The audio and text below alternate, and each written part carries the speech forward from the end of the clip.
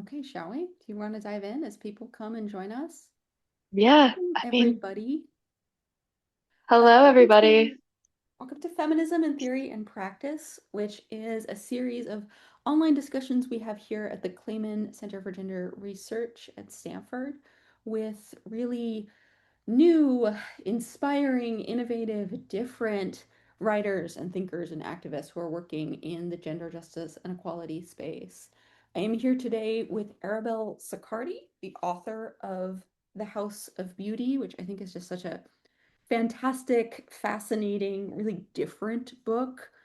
And Arabelle is a really fascinating writer. They are a Taiwanese American writer who explores beauty, care, and crisis.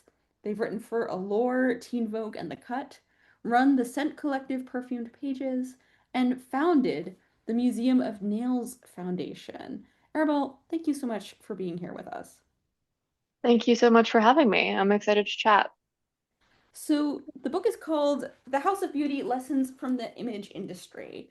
And I was saying this to you off mic before we started, but I think I can envision a book like this that looks at the image industry, the beauty industry, makeup, skincare, cosmetic interventions, all these things we do to alter our appearance and looks at it in like a pretty straight investigative reporting way, right? Like this is how they deal with their, raw materials sourcing, and this is their labor practices, and this is, their impact on the climate. And I would have read that book and I would have felt more informed as a consumer. I would have felt more aware of the intricacies of like interdependence in the global economy. And all of that is in here, right? Like I don't want to undersell the like investigative work you did in this book, but it's a really different book in that it goes so far beyond that investigative work and really takes on this much more like ambitious purview to look at, really the moral role of beauty and its role in, our consumption, our conformity, its role in extraction, and its role in resistance. So I wanted to like before we just, go into the nitty-gritty of everything you found out over the course of writing this and everything that's in this wonderful book. I want to know, like, how did you get the idea to write a book like this? Because it really does seem like kind of different from anything else on the market. Thank you. I am a deeply ambitious, overread person, and I have read so many books on different parts of the industry. Like there's a huge body of work in feminist theory and in feminist books that critique the beauty industry and the different waves of feminism. I am a gender studies major, so like the background was always there. But I also have such an interest in, political strategy, global economy, and things that usually are not woven in to the beauty industry in a very explicit way.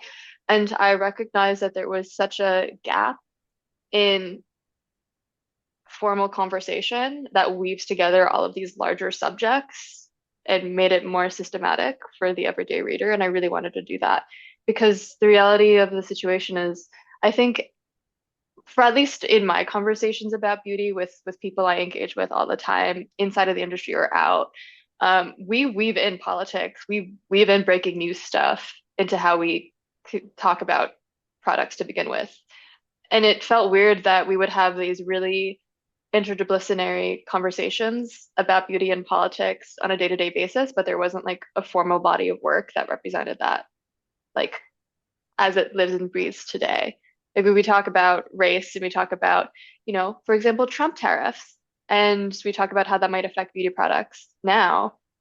But in previous versions of beauty books, it wasn't directly engaged with. And I really just wanted to create a book that answered the needs of the moment that I was living in. So, yeah. You got to be the change. You have to write the book that you want to read, right? That's what they always tell you. So you Hmm. start this book, and it's like it's nice, I think, as a reader because you sort of defy expectations right away. Like you start with a choose your own adventure chapter in which you're describing the way that the beauty industry harvests two of its main ingredients that are used across a wide variety of products, pica or mica rather, and palm oil. Could you tell me about this chapter and these industries? Sure. I love my choose your own disaster chapter. It was the weirdest thing to do, and I'm still to this day like thrilled I got away with it. Um, and I knew I wanted to do it from the very beginning. But the context of this chapter is I wanted to immediately implicate the reader into this global conversation. I think a lot of conversations about beauty tend to center your endpoint consumer experience if it works for you. And I really wanted to kind of immediately throw the reader into the middle of the ocean and be like, it's not about you. Actually, what if it was about all of us together all at the same time? Can you embrace that chaos? Can you open your mind to this possibility that we are all interconnected and we owe something to each other? And so I wanted to start there. And so to do that, I wanted to find like these grand unifying threads of connective tissue in most products, and I could have chosen a lot of different things. I chose mica and palm oil because statistically they're in majority of beauty products. And there's also been a lot of incredible reporting from different organizations and documentary filmmakers that I could use as starting points. And so I just really indulged my ADHD in the sense of like I didn't need to create a linear narrative. I could actually just write a structure that is exactly how my brain actually works and then figure out a way to make that playful.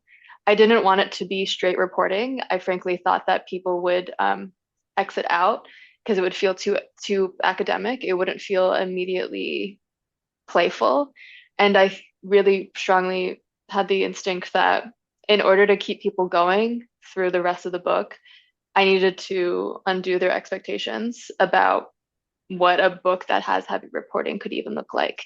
If it could feel interactive and kind of be on a balance beam of just reporting and deep feeling, because I actually don't really believe that there is um, like reporting that isn't biased in some way. And I think great reporting requires you to really live in your humanity. So I wanted to center the humanity of every perspective and also undo the expectations. I like how much you use the second person in that opening sector, right? You say you and you start talking up to your reader as if they are a child engaged in mica mining. Now, for those of us who are like really ignorant, I did have to like do some Googling as I was reading that section. I was like, oh my God. What is mica and where does it come from?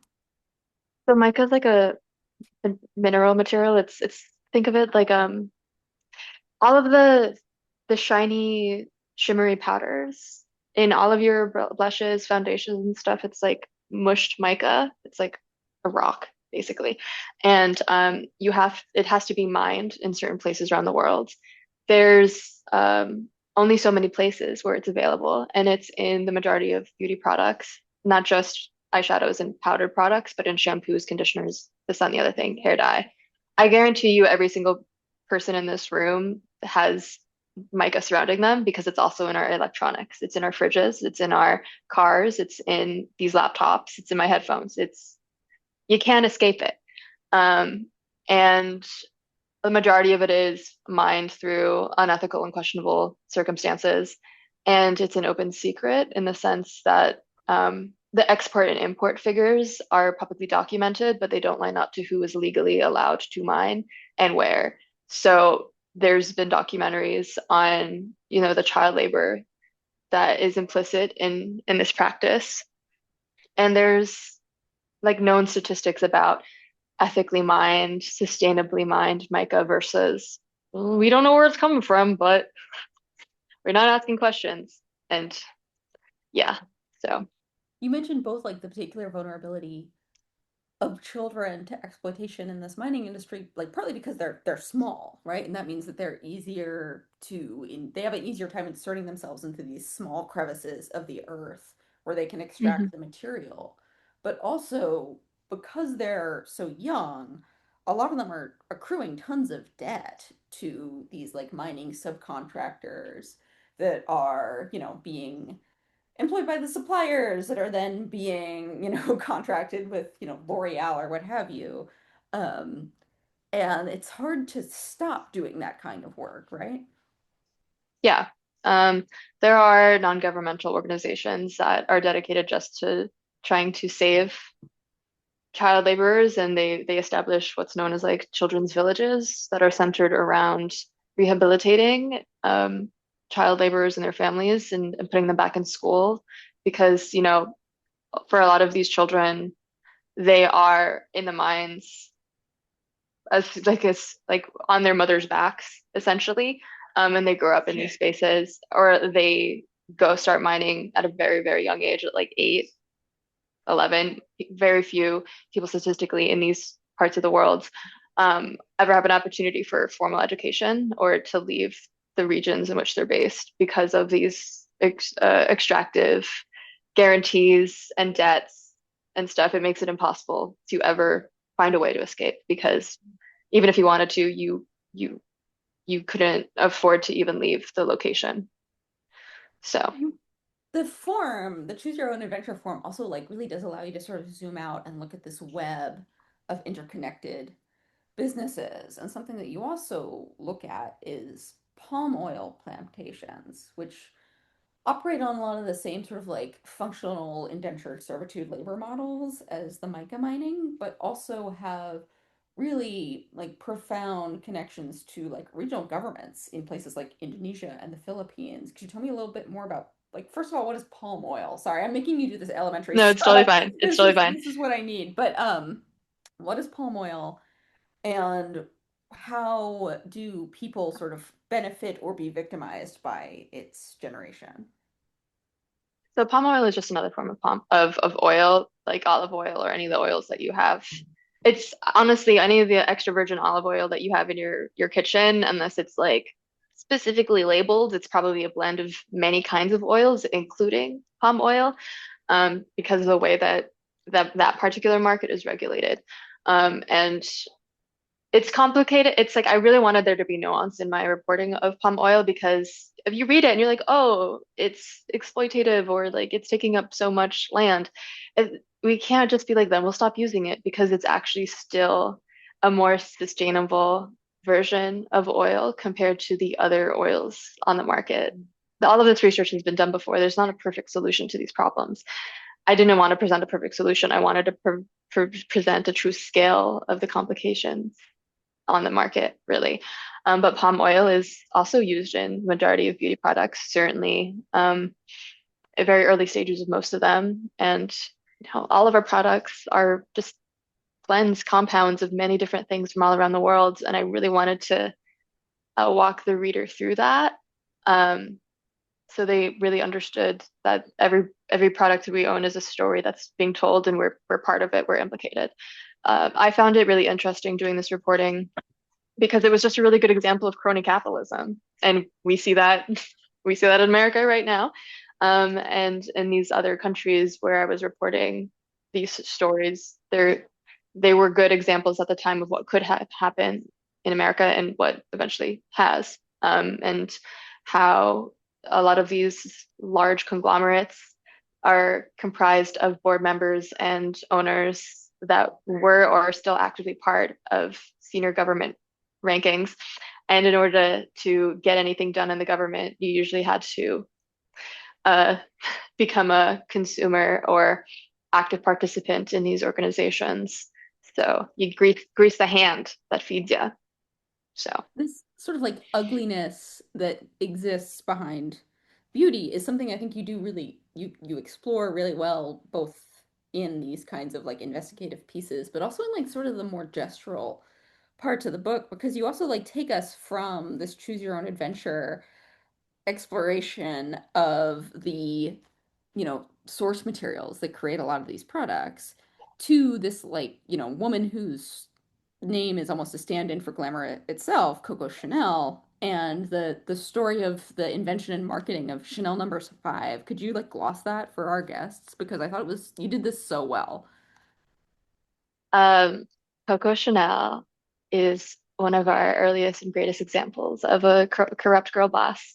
And we are fascinated with her as a culture because she was, an incredible fashion designer that helped to invent a certain form of modernity for women in fashion, but she was also a Nazi spy and was actively part of recruitment schemes for the Abwehr, the German government, and was pretty violently anti-Semitic all of her life. So the chapter on Chanel is the first chapter I finished of the book. It was the foundation of the book, and it explores the history of how Chanel number 5 was made and her life in particular during World War II. Mm. And something I thought was really kind of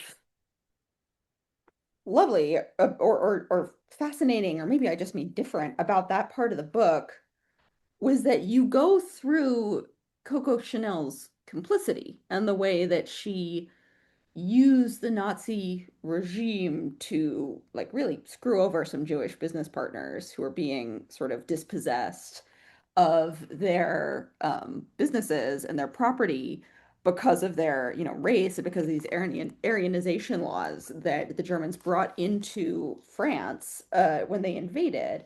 But then you also like kind of spend a lot of time talking about how she was partying at the Ritz in Paris, including with Nazis during the war. Hmm.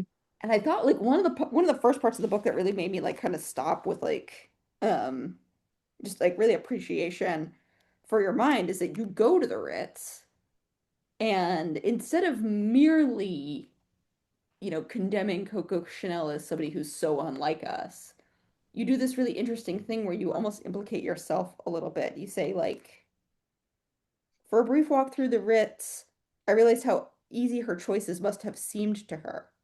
It forced an ugly kind of empathy into my skull what I had been prepared for when I didn't want. Her very ordinary weakness catapulted her toward every opportunity. I thought that was just like such an interesting gesture because there's like one version of this book, again, like I keep thinking of like how I keep expecting this book to be one thing and then it is something else. There's one version of this book that is like kind of just about implication, right? Like just about complicity. And then there's this other gesture that you make a lot, which is about like the humanity that underlines the people who are doing something wrong. Could you tell me a little bit about like being at the Ritz and thinking about Coco Chanel? Because I thought that was such an interesting gesture.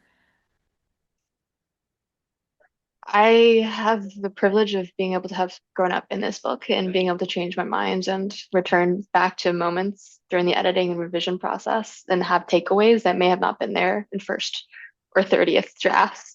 Mhm. And this particular takeaway is really one of them. Because then Mm. I definitely went into this book in this chapter being like, I'm going to make everyone walk away being number one Chanel haters. Like, we are going to villainize this woman. Like, I did have a prerogative to be like, I'm going to knock her off the pedestal and beat her with her history. And that simply couldn't happen because when you're very honest about your own moral code and your integrity and stuff, when you put yourself in positions that you wouldn't have been in before, I have found time and time again that you do not rise to your level of expectations, but you fall to the level of your training. And I think this is also something I've just like learned growing up. And I certainly still have the same moral codes and like I have the same belief systems of like every human being deserves basic goods, this, that, and the other thing. Um, that I did when I was like my early 20s. Because I wrote this chapter when I was 22, 23, Oh, wow. Yeah. right? Like this was the first chapter. It didn't, what was changed about this? I took out so much memoir. I took out so much of me within this chapter. Very little of it really remains because I wanted to surgically remove me as much as I could. Um, but the earliest versions of this chapter, really, I told the reader what to feel, right? A lot more. And the paragraphs that you're talking about, where I'm walking through the Ritz, are like kind of what remains of like that first version. Hmm. Um, because I just wanted to be honest that complicity is so seductive and so simple for an ordinary person. I feel that saying yes to power because you're afraid of losing what little power you have is a very ordinary experience for most people in this day and age currently because we live in precarity, because the guardrails of democracy and normal supportive society have been removed rather quickly, especially right now. And when you're in a position where everyone around you is far more powerful than you, and they're having fun with you, but they don't know really who you are, you become more and more afraid of them finding out Mm. because you know that their care for you is conditional. And the precarity becomes its own kind of pressure. And being at the Ritz made that very obvious because I was there surrounded by very powerful people, and some of them are my friends, and some of them were just friendly strangers. And a lot of them were laughing about what was happening in America. This was right around the time of the first inauguration during the JFK taxi strikes. Mm. Mm.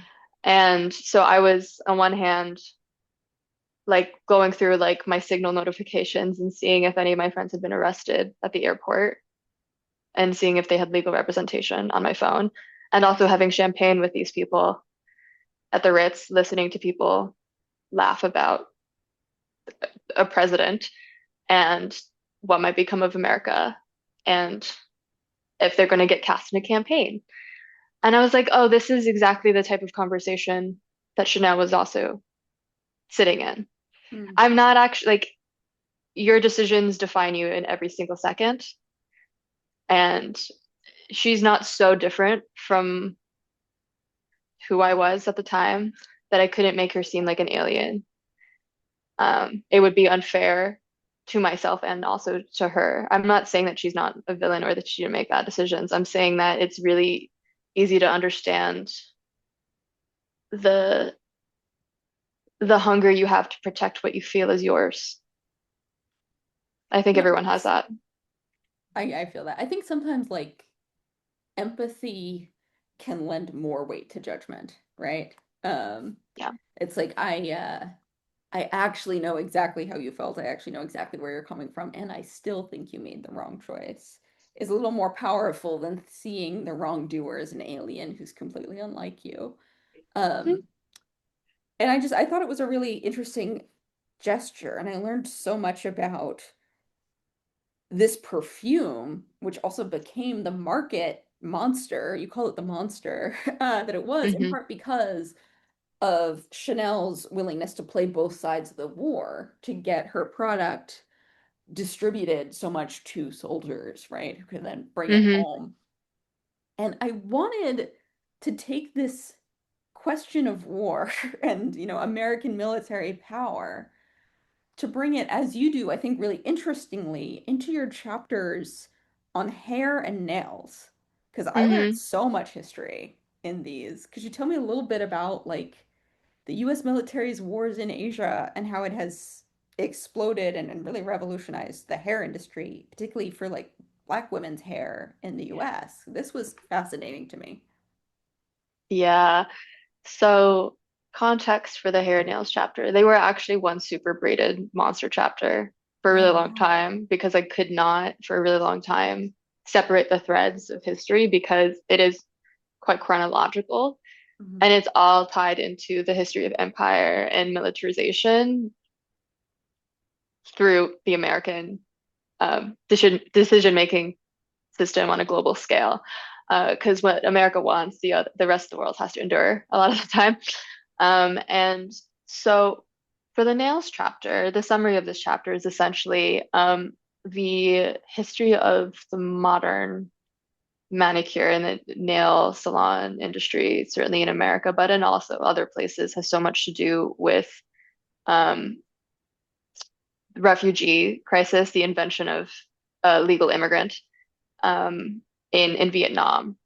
And for the hair chapter that came before, and that had so much to do with the Korean War and the division of like North and South Korea, and the fact that the American military system funded a lot of militarization and also really gave a lot of government contracts to Korea, to South Korea to assist it from being a very poor country to a very wealthy country in a matter of decades. And Korea became um, a hair capital of production, uh, in part because of these contracts and the fact that they could not actually build factories for a really long time. And so a lot of their labor and the value of their industries were on like what we could build, like grow out of our human bodies. So it went from being very, very poor to a very, very rich country in a matter of decades because of support through government contracts. And those government contracts helped fund troops in the Vietnam War, and Americans funded South Koreans to come fly in to Vietnam to help bomb that place. And it was all because of like America's idea of communist regimes and fighting a Hmm. communist enemy. So most people don't know of this, and this is totally normal and fine. I was interested in them because I'm interested in how war makes beauty happen. And so much of the hair industry and the nail industry is run by and funded by immigrant families. And I wanted to see what the connection was. And the reality is it's a very, very intense connection, and it has so much to do with what war makes us do. So much of these chapters really illustrated to me something I already knew but didn't quite understand as viscerally as I did after I read them, which is the connection between like disgust and envy that the white gaze has towards like racialized bodies. And I don't mean bodies the way sometimes people use it as a stand-in for people. I mean really the bodies. And Hmm. your chapter on the simultaneous import of Chinese hair at the beginning of the 20th century to be used in like mostly white women's hairnets and hair extensions Hmm. with the like racist harassment of Chinese immigrants that involved so often cutting off of their hair as a humiliation ritual. Could you I don't know, I'm sorry, just like it's always stupid, or I always get self-conscious when I'm No, interviewing an author and I'm I'll like, talk that was about it. crazy, right? But like like that was a really interesting parallel I thought you drew. Yeah, it was really traumatizing to write this chapter because I was doing the research and synthesizing this in 2020 during, and when I lived in Brooklyn specifically, and this was when a lot of anti-Asian violence was happening in my immediate neighborhood, and it was part of why I moved to California because people were getting pushed into subway tracks, and my immediate friends and family were getting attacked on the way home from my apartment. So it was really hard for me to write this chapter in particular because I was like essentially self-traumatizing doing the research, being like, why does America hate Asians so much? And it was in front of me, and it was a very physical thing. Um, but yeah, contextually, the history of import-export of hair in America has so much to do with anti-communist sentiment and communism being just agents. Um, and you can trace the lineage of anti-Asian sentiment through the immigration policy in America pretty clearly. And for quite a quite a few decades, Asians weren't even allowed into this country. And but our hair was very, very valuable for the economy. And so I just found that fascinating, and I wanted to kind of examine what it meant to be seen as a commodity and not a full human, um, and tease it out, so to speak. Oh, what a great pun. Sorry. Um, just had to let that sit there for a second. Um, but yeah, I really wanted to understand America's fascination with objectification of people of color because how Black Americans, Native Americans, and Asian Americans have had to endure objectification and commodification of ourselves and our personhood and our literal human bodies is part of what America is and always has been. Hmm. And I felt the need to confront that and see it through beauty. Beauty is a great lens for that. But this is really not just a story of violence, although that is so like potent and devastating in your writing. Something I really took from these two chapters is that this is also really a story of like in a lot of cases like collaborative creativity Hmm. between these Asian immigrant communities in the US and like the Black American women who they are servicing, right? So when these Korean refugees had their like wig industry subsidized by the US government in part by these, sanctions on Chinese hair that were imposed during the Vietnam War. Hmm. That meant that a lot of Korean immigrants in the US were opening up beauty stores in Black Yeah. neighborhoods where they were patronized by Black women who were there to buy hair pieces and wigs and weaves. And Hmm. that meant that this immigrant community got really embedded into another community that had a history of race-based oppression and also a really vibrant culture of like beauty creativity. And this, I was thinking about this a lot when I also read your nails chapter, where you were talking about Hmm. how all these innovations in manicure styles were being pioneered by Black women and Black like trans women who were using them and then also being a sort of lifeblood of the Vietnamese immigrant community. Could you like trace these for me and for our wonderful guests, a little bit of these interconnections? And before I hand that over to you, I do want to remind people that if you have questions, we're going to have a Q&A portion towards the end of our time together. And so you can just put it back down in the little box at the bottom of your screen. Any questions you have, we would love to hear from you because there's so much here. All right, sorry, Arabelle, back to you. Yeah. So my takeaways for these chapters, I wanted to examine the history of like relationships between like war and industry and reinvention and what does American dream look like for an immigrant and stuff like that. But also I wanted to see if there were lessons of racial solidarity that we could pull from the history of hair and nails because yes, Black women and Asian women are so intertwined in beauty history. But knowing that, I also understand there's so much anti-Blackness within the Asian community. And a lot of the lessons were lessons in how Asian Americans have failed to be in solidarity with Black women. Hmm. Um, so I looked deep into like the LA riots and into the history of the economics and who was afforded opportunities because Black women were in these spaces before, and yes, Asian women came.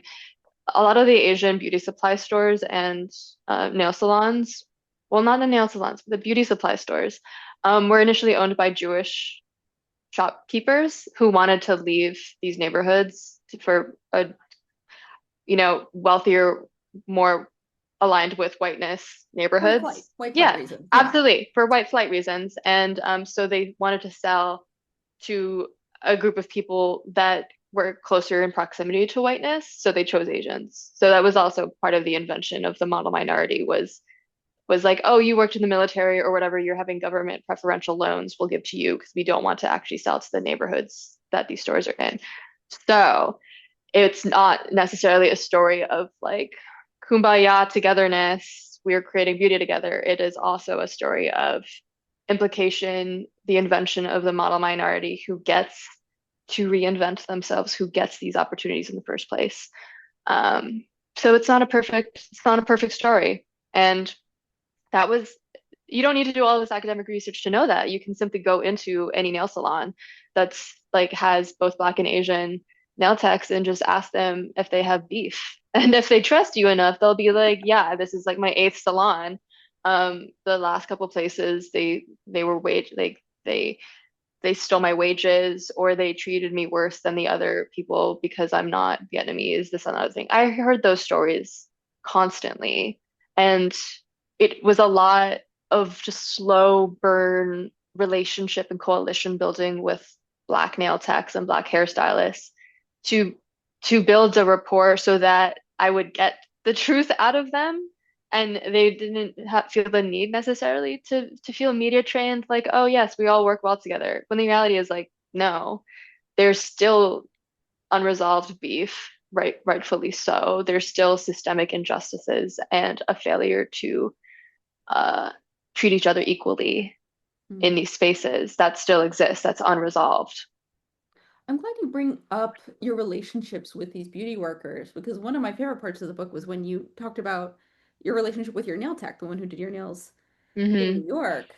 And one Hmm. thing that I wanted to ask you about was what it was like to be reporting this book while you were also a consumer of beauty, right? Because you're right that when you said, like, I'm a journalist, I'm writing about this industry, she was not so keen to talk, frankly, at first, right? You had Hmm. to Yeah. earn that trust. What was that like? I mean, I'm pretty, a no now doesn't mean a no forever to me. I'm pretty relentless about wanting to be in conversation with people that I find interesting. I'm not going to like stalk anybody for sure now, but I understand the reluctance to talk to journalists and people in power because of being in movement work and being part of mutual aid programs my entire life alongside being a journalist. Like I know, I understand how it can be very transactional for a lot Mhm. of people. And so it wasn't like a surprise to me. But I wanted to build a trust and a camaraderie with her in spite of it. And I still do. And she did my nails. She still does my nails every time I'm in New York. She did my nails for tour. I gave her one of the first copies of the book. I had her sign a copy for me as well because she is part of the story of beauty and she is important to me in the storytelling as anybody else, including myself. It's, it's I that's just who I am as a person. Um, I think it's important to understand that no one is more important than anyone else, really. Mhm. We might have more power at one point or another than other people, but that can change at like in a second. It's really about how we treat each other in the face of unfavorable circumstances and just being human. Um, and that's how I try to approach every conversation I had with people that weren't media trained and stuff, like I afforded more patience, grace. I let people kind of come back to what they said more often if they weren't media trained, like business owner, CEO conglomerates. I offered like a version, like I think in a typical circumstance, like reporters don't offer transcripts or, polished quotes back to the people that are their sources a lot of the time before they go to print. For me, it was actually important to provide some quotes that I was going to use back to the people that said them before publication to be like, I just want to make sure that I am quoting you correctly, that these are your pronouns, or this is how you see yourself. I don't want to misrepresent you. This is your story too. And I did that for like retail workers. I did that for many of the people in the book that are treated transactionally. And I Mhm. follow up with them regularly and I celebrate their wins still because it's important that they know that they are part of a global network of beauty. So, Yeah, I really admire your commitment to the humanity of these laborers and your attempt to extend them the respect that they're not always given in this kind of media. And now you are in cosmetology school, right? Like part of your research is that hmm you're learning what these people hmm learn. Could you tell me about that experience? yeah, I've been in cosmetology school at a local community college for, I don't know, past like 2 years. It was also a decision that came from starting the Museum of Nails Foundation, which came from the research for the nails chapter. I had done so many interviews with nail techs and nail artists on a global scale, and so much of those interviews ended up being like, I'm never considered an artist. This is so weird that we're having this conversation. I don't have a support system of like resources available to me outside of individual connections to other nail techs. I'm seen as a service worker and disposable. I miss being inspired by art. No one has ever paid attention to like my body of work. they just want to know my availabilities. This is Mhm. weird. And I was like, but you're working on like the smallest moving canvas that changes all the time. Like that is art. So many of the nail artists that I've interviewed were also sculptors or painters in more traditional forms outside of the manicures. And I wanted to build a archive to honor that and to honor the history of all of the Black and Asian women and immigrants and undocumented women and just women that have created beauty history because there hasn't been one really. There's beauty products in large formal institutions. Yeah, like there's certain manicures that are in particular collections at particular institutions, but there, as of yet, had not been a museum just for beauty stuff, in at least for nails. So I decided to make one, and that became the Museum of Nails Foundation. And you know, we're doing our prototype early programming this year. We have a an install of a history of nail timeline in the MTA system. So commuters that are like taking the L train into Brooklyn, like they can see a history of nail art and all of the inventions that women have created around beauty history, and they learn more about the precarity of nail salon workers and how often they deal with wage theft and a lack of support and ways that they can plug in to help. Um, and we're doing a bi-coastal screening of two documentaries about beauty history and nail art history. We just did the New York one, and we're doing the LA one December 6th, I think. So yeah, I'm like 10 toes down to archiving and celebrating beauty workers outside of the Yeah, book too. that's so fucking cool. Pardon my Hmm. language. I really admire your sense of like the seriousness and the utopian possibility, right? And I think Hmm. something that I really felt as I was moving through this book with you Hmm. is your grappling with the contrast between the possibilities of these practices and how much compassion and expression and self-determination is embedded within them. And then the realities of this industry, which, as you have like beautifully outlined, contain so much exploitation, rely on so many structures of violence. And so the place where this like kind of became like crystallized for me is on the in the chapter where you go to the biohacking conference. And like Yeah, your sense of the possibilities of these practices and then what is on offer from the like organizations and companies and sometimes individuals pursuing it was so mismatched. Could you tell me a little bit about that experience? I'm laughing now because when I started reporting out this chapter, it was like the chapter that came so much from my gut instinct that for a really long time, couldn't articulate why I needed to be there to really anybody besides like three friends who like also really loved sci-fi, understood the root of what I was trying to go for. And it's so interesting to me now that we have like these packages on like wellness and longevity hacking. And, like the OpenAI, Sam Altman and his husband are like doing a startup around basically eugenics testing and be like, we'll make you perfect babies. Right. I'm like, this is exactly what I was afraid of when I was putting out this chapter. Like, what is the future of optimization in terms of beauty and wellness? What are we on the road towards? And the road is here. We're pretty far down it at this point, Mhm. actually.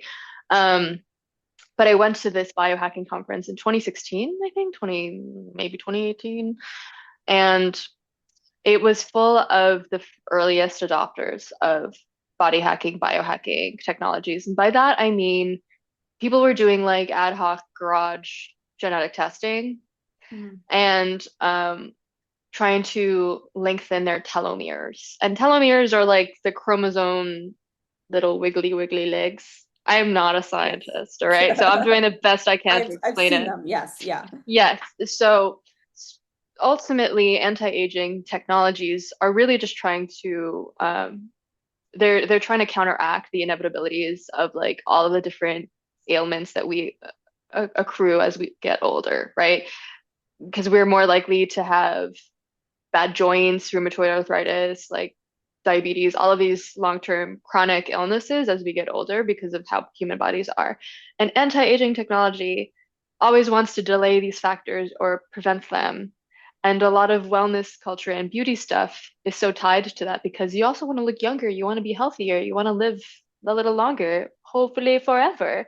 So they were very intertwined to me, and I wanted to see who was doing their damnedest to solve like the they wanted to solve the death drive, really.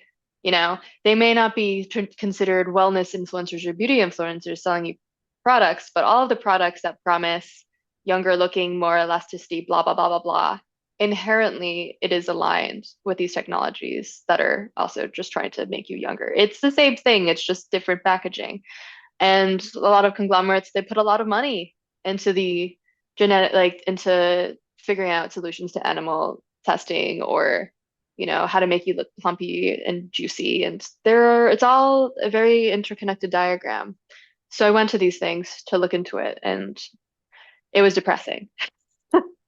Well, I think I really so appreciate your utopian vision is because one of the things you keep coming back to in this chapter is how many people who are sort of outside of this world are creating possibilities for using technological augmentation to their bodies that are like very liberatory, right? Like I think one Hmm. one of the several places I cried was when you talk about this amputee, Hmm. Cy Weiss, who Hmm. is talking about their waterproof leg. Hmm. And Guy they're like, West is a poet, and that is an epigraph, or it's a quote from their work on amputees. Yeah. So they yeah, interviewed this amputee. they say, I have not been in the ocean in 18 years. I've lived within 1 mile of it for the past 8 years. I was able to finally put together parts for a water leg a year ago. My ass limped to the water line, and I went for it. I spent 3 cold hours just sitting there letting the waves hit me. Hypothermia, jellyfish, and sharks would have made me get out. I think like the possibility for experiencing a more fulsome world that these Hmm. technologies offer Hmm.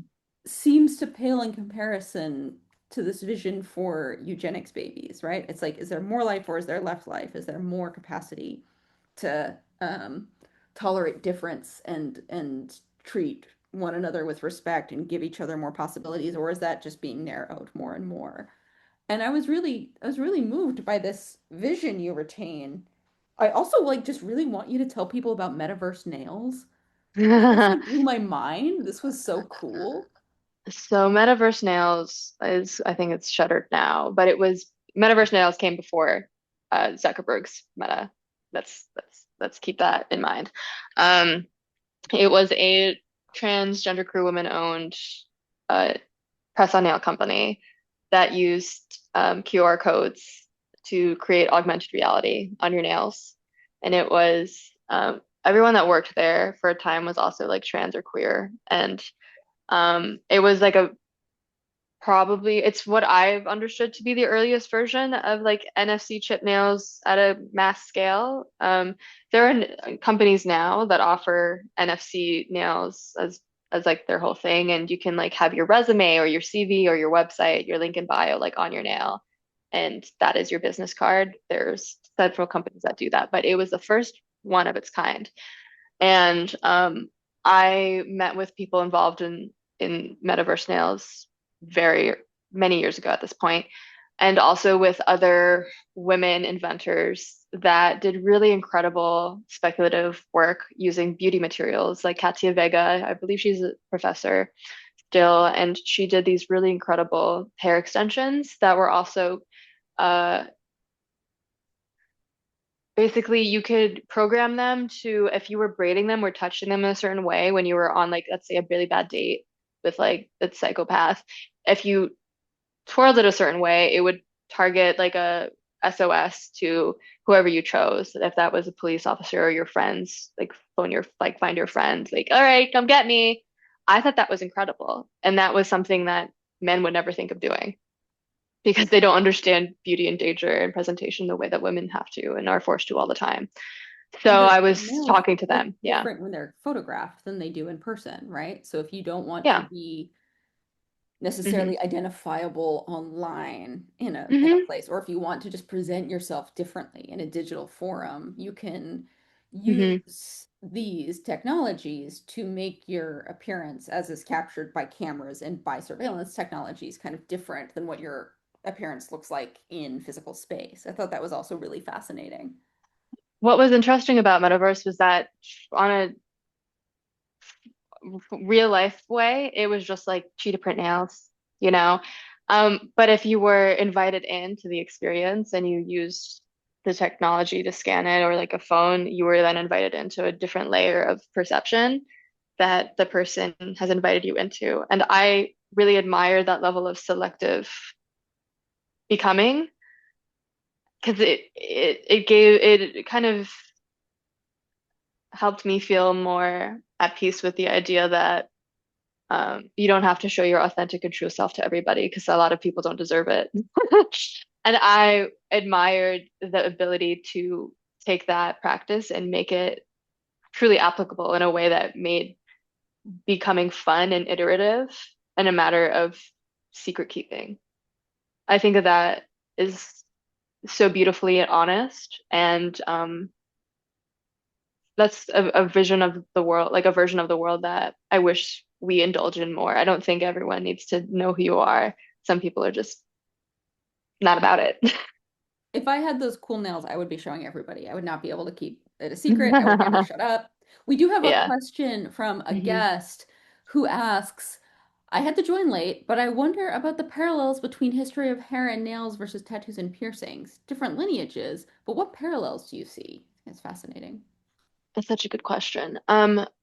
Well, tattoo history has so much also to do with like preserving legacies and um preserving them in storytelling in ways that other people can't perceive it. And that had a lot of, I see a lot of parallels between that and the history of like braids for Black women specifically. I write in the book that there are certain braid styles that also um, can be traced back like different empires essentially. And there's like this braid called like the départé. I don't even know if I'm pronouncing it right. Yes, you Um, mentioned these. Yeah. yeah, and they're basically like maps for you to escape enslavement. And there was also stories of wrapping rice in your hair when you're about to be forced onto a ship, because you could ostensibly eat them when you're on a ship to the new world, so to speak. And so much of tattooing has to do with preserving indigenous legacies outside of like the white colonizer gaze. Um, so there's, I mean, tattoo history is like so rife with stories of resistance and marginalization. There's a lot there to draw parallels from. Another guest, Milo Brooking, asks, were there any authors you consciously drew on in creating the structure for the start of your book? I think this is a question about To your choose your choose own your own disaster. adventure. Yeah. That's a great question. I had this is the only chapter where I really did rely on having comps, even if I didn't follow their framework completely.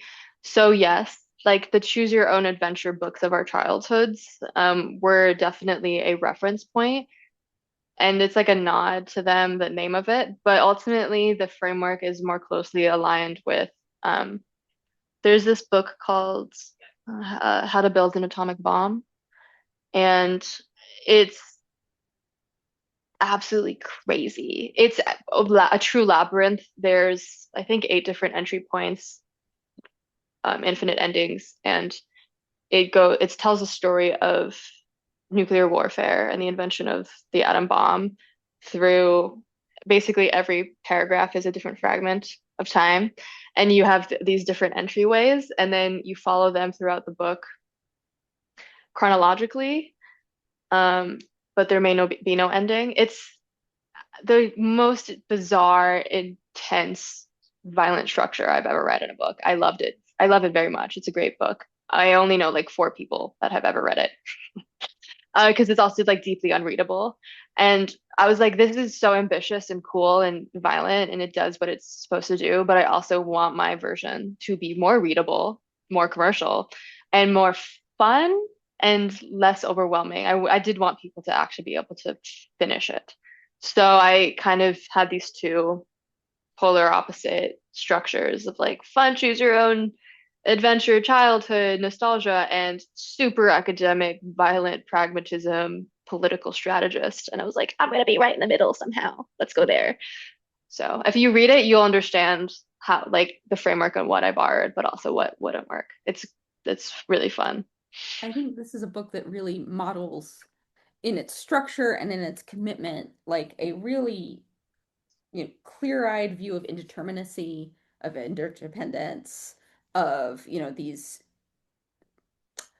sort of endlessly interlocking realities of resistance and oppression and complicity and solidarity. And it is surprising, it is weird, it is a really good book. And I am so glad that Arabelle joined us. I encourage you all to read The House of Beauty. And thank you so much for coming. This was a great time, Arabelle. We really, really appreciate it. Thank you so much for having me. These were great questions. Love to chat. Thank you everybody for showing up.